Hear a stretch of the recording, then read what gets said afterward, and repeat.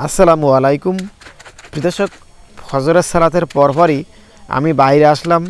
বাইরে এসে দেখি আমার মাঠের সাইডে যে বাড়িটা আছে, এই বাড়ির পেছনে কিন্তু বিশাল বড় একটা মাঠ আছে, যে মাঠটা কিন্তু আপনারা এই ভিডিওতে দেখতে পাচ্ছেন। তো লোকেরা কিন্তু সবাই চলে গিয়েছে ওখানে, যারা কারেন্ট জাল পেতে মাছ ধরছিল তারা কিন্তু ওই মাঠে চলে গিয়েছে।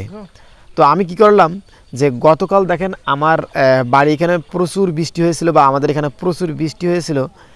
বৃষ্টি হওয়ার কারণে কিন্তু প্রচুর পানি জমে গিয়েছে। দেখেন আমার উঠানে কিন্তু পানি, ইতিপূর্বে বর্ষার কারণে আমার উঠানে কিন্তু পানি ছিল, তবে গতকালকে পানি এত পরিমাণ হয়েছিল যাতে করে আরও অনেক বেশি পানি কিন্তু জমে গিয়েছে। আমার এই বাড়িটার উঠানে আমি মাটি দেব, যার কারণে আমি গত বছর ঠিক এই বর্ষার সময় করেছিলাম বলে মাটি দিতে পারিনি। তো এবার আমি কিন্তু মাটি দেব। তো গতকালকে বর্ষার কারণে প্রচুর স্রোত যাচ্ছিল আমতলা দিয়ে। তো আমি ভাবলাম যে রাতের বেলা দৌড়টা দিয়ে মাছ ধরার চেষ্টা করি।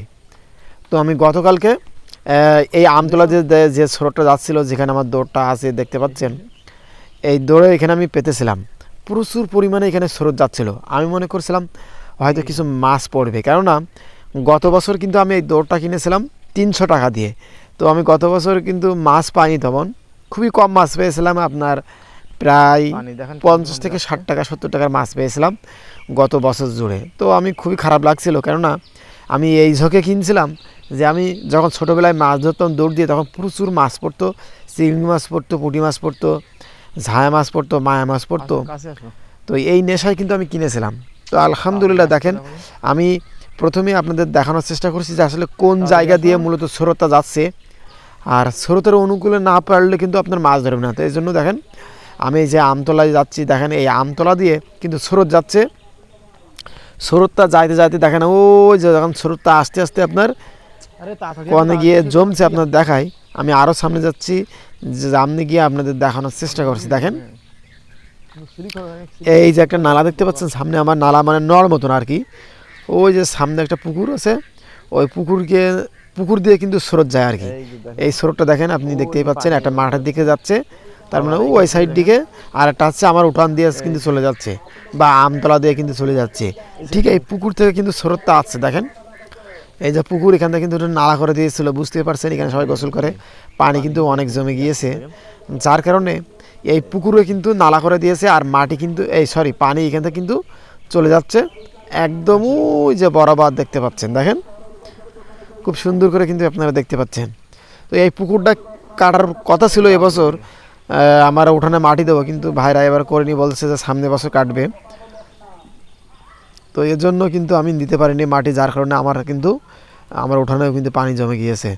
দেখেন আমি আস্তে আস্তে কিন্তু যাচ্ছি, এই যে আপনাদের প্রথমে দেখাচ্ছি যে আসলে দেখেন উঠানের পানি ছাপায় গিয়েও এখানে যে মাটি তোলা ছিল, এখানেও কিন্তু পানি জমে গিয়েছে কতদূর দেখেন। আবার এখান থেকেও কিন্তু কিছু পানি আছে, তার মানে আপনার রাস্তার আশপাশে বা আমার উপরে যতগুলো বাসাবাড়ি আছে তাদের সবগুলো পানি কিন্তু এখানে এসে জমা হয়, বা এই মাঠে এসে কিন্তু জমা হয়। আর এই মাঠটা কিন্তু একদম আমাদের খালের সাথে যুক্ত আছে, তার মানে ইন্ডিয়া এবং বাংলাদেশের যে ভেড়িটা আছে এর সাথে কিন্তু যুক্ত আছে। আমার ঘরের পিছনেই কিন্তু ইন্ডিয়ান ভেড়ি, মানে ইন্ডিয়ান মাঠ, মানে আমাদের বাংলাদেশের এই মাঠ শেষ মাঠ। এর উপরে কোনো এর নিচে আর কোনো মাঠ নেই, বা এর নিচে আর কোনো জমি নেই, এই যে আমাদের মাঠের সীমানার পরে। তো আমি আস্তে আস্তে দেখেন আমার দৌড়ের এখানে কিন্তু আসলাম। আমি চেষ্টা করছি যে আজকে দেখবো যে আসলে কী পরিমাণ মাছ পড়ছে, কেননা স্রোত তো খুব ভালো যাচ্ছিলো গতকালকে। তো আমি প্রথমে দৌড়ের আশপাশ থেকে মাটিগুলো আমি সুন্দর করে তুলে নিচ্ছি, কেননা দৌড়ের মাটির নিচে কিন্তু মাটি থাকে, বা মাটি দিয়ে আটা থাকে, যাতে করে ওর ভিতরে যেন মানে মাটির তল দিয়ে যেন, বা দৌড়ের তল দিয়ে যেন মাটি বা পানি যেন না যেতে পারে। পানি গেলেই কিন্তু মাছও চলে যাবে ওই পাশ দিয়ে, এই জন্য আমি সুন্দর করে দিয়েছিলাম। এরপরে আমি সুন্দর করে তুলে আবার একটু পরিষ্কার করার চেষ্টা করছি, পানি থেকে মাছ আলাদা। তো দেখছি মাছ তো আছে আলহামদুলিল্লাহ। তো আমি আরও একটু পরিষ্কার করার জন্য আমি সামনে পানিতে গেলাম, কারণ এখানে পানি কিন্তু জমে আছে, পরিষ্কার পানি। এই পানি যদি আমি পরিষ্কার পানি দিয়ে যদি যাই, গিয়ে যদি ধুই, তাহলে কিন্তু মাছগুলো একদম ফ্রেশ চকচক করবে। এর জন্য আমি এখানে এসে সুন্দর করে কিন্তু দেখেন দৌড়টা ধুয়ে নিচ্ছি, যাতে করে ময়লা থেকে মাছগুলো কি আলাদা হয়ে যায়, পরিষ্কার ঝকঝক করে, বুঝতে পারছেন। এরপরে কিন্তু আমি চলে আসলাম আমাদের সেই ডালা, এখানে ডালা বলে বা ঝুড়ি বলি আমরা, সেই ঝুড়িতে আমি কিন্তু ফেলার চেষ্টা করছি মাছগুলো। আলহামদুলিল্লাহ ভালোই মাছ পড়ছে। দেখেন মাছ কিন্তু পড়তেছে। এই যে বাইরে একটা মাছ পড়ে গেছে, আবার চিংড়ি মাছ, এটা তুলে নিলাম। বুঝতে পারছেন একটা চিংড়ি মাছ, বড় চিংড়ি মাছ, দুইটা পড়ে গেছিলো। দেখেন আলহামদুলিল্লাহ, আলহামদুলিল্লাহ কি পরিমাণ মাছ দেখেন। তো আজকে যে পরিমাণ মাছ দেখেন, আলহামদুলিল্লাহ, আলহামদুলিল্লাহ অনেক মাছ কিন্তু দেখেন। এর মধ্যে আছে আপনার চিংড়ি মাছ, মায়া মাছ আছে, পুঁটি মাছ আছে, ডানকানা মাছ আছে, মানে টাকি মাছ আছে যেটা বলে আমরা, চ্যাং মাছ, বেতলা মাছ, এই ধরনের মাছগুলো কিন্তু এখানে পড়ছে। আলহামদুলিল্লাহ সবচেয়ে বেশি যে মাছগুলো পড়ছে দেখেন, এগুলো হচ্ছে চিংড়ি মাছ। তো আজকে যে মাছ আমার দৌড়ে পড়ছে, আলহামদুলিল্লাহ আমার দৌড়ের দাম কিন্তু উঠে যাবে। আমার দৌড়টা কিন্তু 300 টাকা নিয়েছে। আলহামদুলিল্লাহ আজকে যে পরিমাণ চিংড়ি মাছ পড়ছে দেখেন, প্রচুর চিংড়ি মাছ কিন্তু পড়ছে। দেখেন আপনি এটা সামনে দিলে দেখায়। ও আলহামদুলিল্লাহ, অনেক দিনের আমার ইচ্ছা ছিল যে এরকম মাছ পড়বে, আমি কিন্তু অনেক দিন দেখিনি। আলহামদুলিল্লাহ আজকে কিন্তু ভালোই মাছ পড়ছে।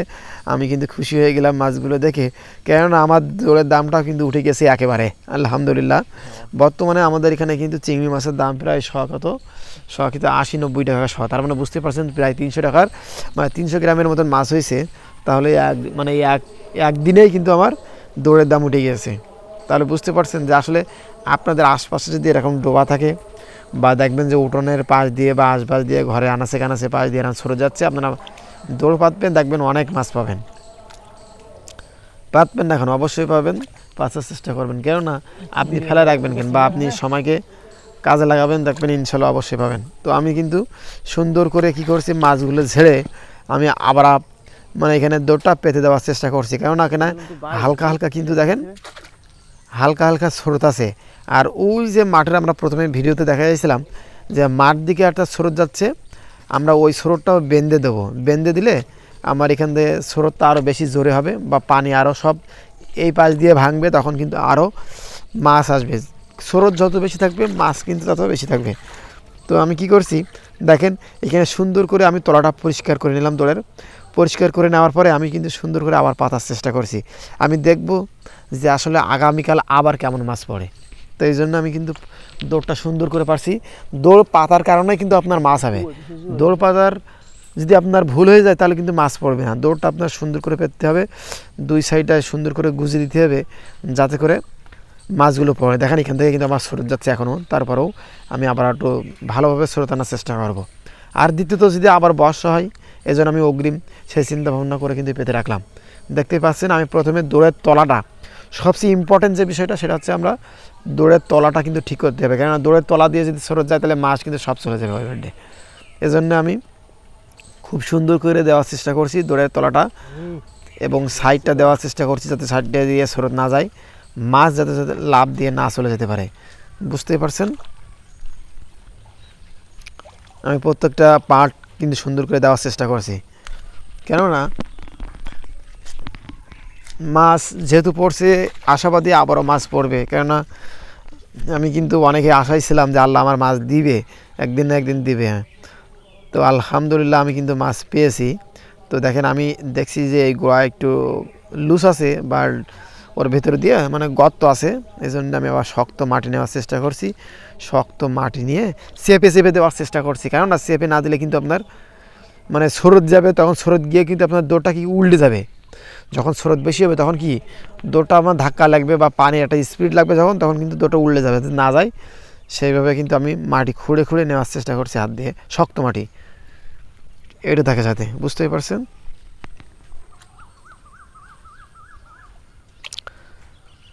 তো আমার দৌড়ের কাজ কিন্তু প্রায় কমপ্লিট। বুঝতেই পারছেন আমি আরও একটু মাটি নিয়ে যেতে চেষ্টা করছি যাতে ভালোভাবে করা যায়।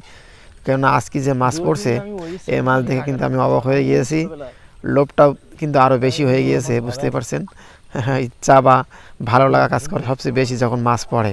আপনার যদি একবার মাছ পড়ে না, আপনি কিন্তু আবার অবশ্যই যাবেন, চেষ্টা করবেন। তাই কিন্তু আমি সেভাবে আবারও চেষ্টা করছি, সুন্দর করে আগে সে দৌড়টা পাতার চেষ্টা করছি। তো আমাদের দেখেন এখানে আমি এই প্রায় 26 বছরে মানে আমি দেখছি এখানে কোনো দিন মানে ডুবে যায়নি বা কিছুই হয়নি। সেই 2000 সালে বন্যা হয়েছিল, বন্যার কারণে কিন্তু সব ভেসে গিয়েছিল। কিন্তু এই 26 বছর বয়সে বা 26 বছর পরে আমি দেখছি যে আমাদের এই মাঠে কিন্তু ধান হচ্ছে না। তাহলে বুঝতে পারছেন যে কী পরিমাণ বর্ষা এবার হয়েছে। আমার প্ল্যানও ছিল যে এখানে বর্ষা টর্ষা হয় না বা পানি ওঠে না, এই জন্য কিন্তু আমি বাড়িটা করছিলাম। কিন্তু এসে দেখি যে আলহামদুলিল্লাহ আল্লাহ অশেষ রহমতে প্রচুর বর্ষা, প্রচুর পানি এখানে জমে যাচ্ছে। তো আমি এখানে কি করছি, আমি আবারও যাচ্ছি ব্যাগে গিয়ে আমি কি করছি, ওই যে মাঠে যে স্রোতটা ছিল ওই স্রোতটা আমি যেন এই আমতলা দিয়ে নিয়ে আসতে পারি, এর জন্য আমি যাচ্ছি। কেননা আমতলা দিয়ে যে স্রোত আসে তাহলে পানির স্পিডটা কিন্তু আরও একটু বাড়বে, যার কারণে মাছ পড়ার সম্ভাবনা থাকবে অনেক বেশি। তো আমি সুন্দরভাবে আস্তে আস্তে যাচ্ছি। গিয়ে দেখেন আমি ওই যে কাদা আছে সেই কাদা দিয়ে কিন্তু আমি কিনে সুন্দর করে বেঁধে দেওয়ার চেষ্টা করছি, কারণ বেঁধে দিলে কিন্তু মাছ পড়বে আলহামদুলিল্লাহ। এই জন্য আমি চেষ্টা করছি, কারণ বিল মাছে কিন্তু অনেক স্বাদ। চিংড়ি মাছ যে কী পরিমাণ স্বাদ আপনি জানবেন না, যে কোনো তরকারিতে যে কোনো ভাজিতে দেবেন কিন্তু চলবে আলহামদুলিল্লাহ। তো আমি কিন্তু সুন্দর করে দিছি, এখান থেকে দেখেন বেঁধে দিছি, যাতে করে পানিগুলো আমার ওই দৌড়ের সামনে গিয়ে পড়ে বা স্রোতটা আমার দৌড়ের সামনে গিয়ে পড়ে।